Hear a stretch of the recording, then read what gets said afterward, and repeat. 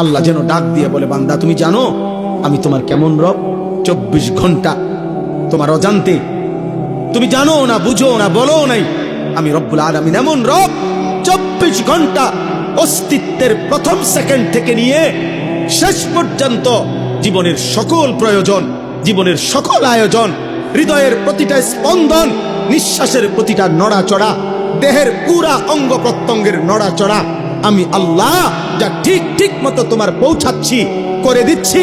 গোটা কায়নাত আমি তোমার জন্য বারবার একবার আলো দিয়ে সাজাই, একবার অন্ধকার দিয়ে সাজাই, একবার রাত বানাই, একবার দিন বানাই, একবার সকাল বানাই, একবার দুপুর বানাই, সপ্তাহ বদলাই, মাস বদলাই, দিন বদলাই, শরীর বদলাই, স্বাস্থ্য বদলাই। চিলা ছোট্ট বাচ্চা বানাইলাম শক্তিমান যুবক, আবার বানাইলাম বৃদ্ধ।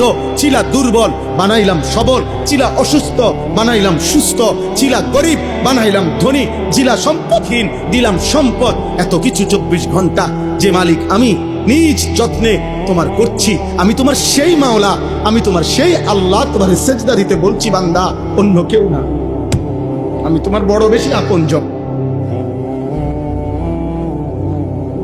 আমার ইচ্ছা ছাড়া তোমার নিঃশ্বাস চলে না, আমার ইচ্ছা ছাড়া তোমার চোখ নড়ে না।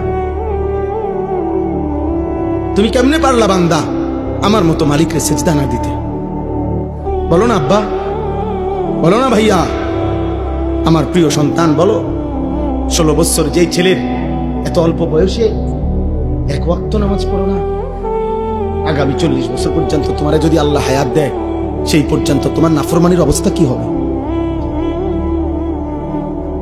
আল্লাহ তোমারে কোনো কিছু দেয় নাই।